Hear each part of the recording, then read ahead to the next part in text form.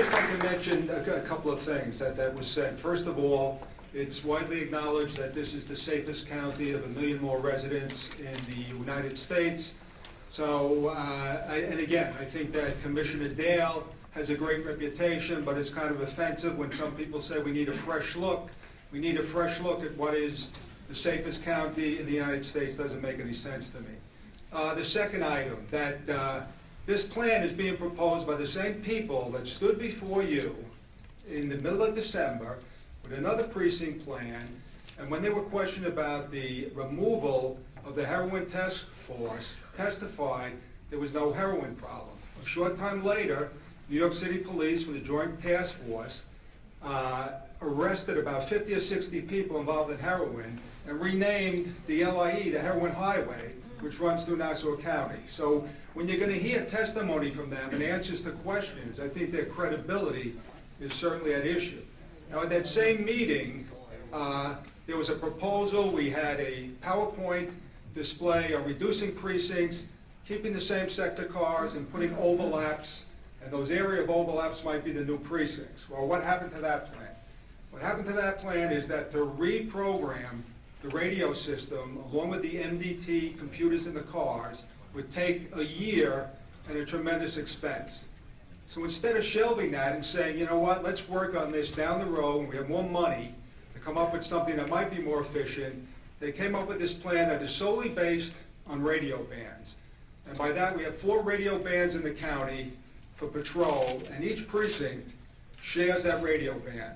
The first precinct shares it with the 7th, the second precinct shares it with the 8th, the third precinct shares it with the 6th, the fourth precinct shares it with the 5th.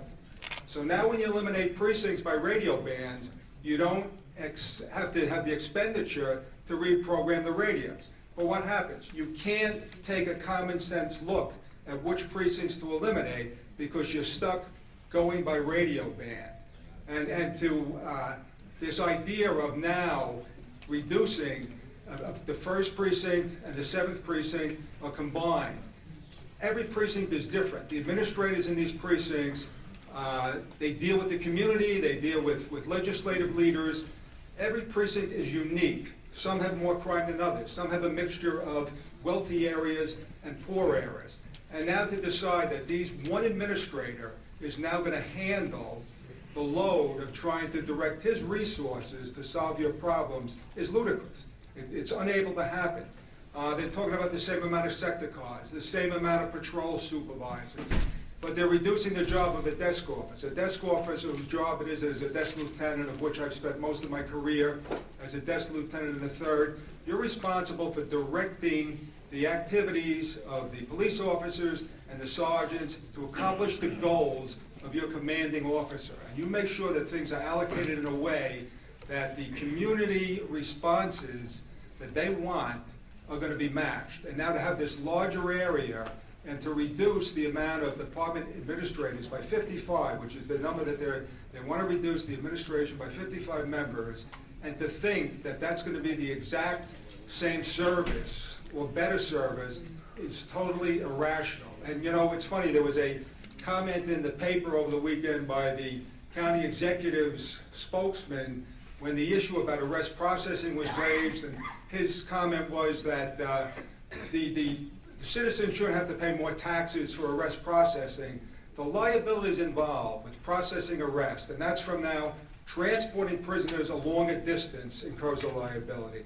The facilities, if you look at the 1st precinct and the 7th precinct, to process the amount of prisoners that both of those precincts will generate in the 7th precinct, there's officer safety issues involved, there's escape risks that are involved that are a problem for the public, and in addition to that, the interaction between prisoners cannot be controlled. We have a responsibility under New York state law, when people are under arrest, to provide them, even though they may be a heinous criminal, with safe surroundings.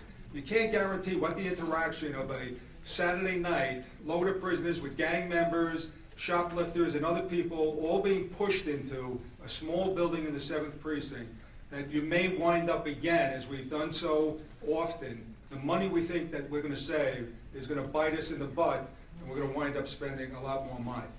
I would urge you, I would like to see you vote and vote this plan down and come up with something reasonable, and maybe get a committee together that's going to do something reasonable, because this plan is just not going to work. So, thank you.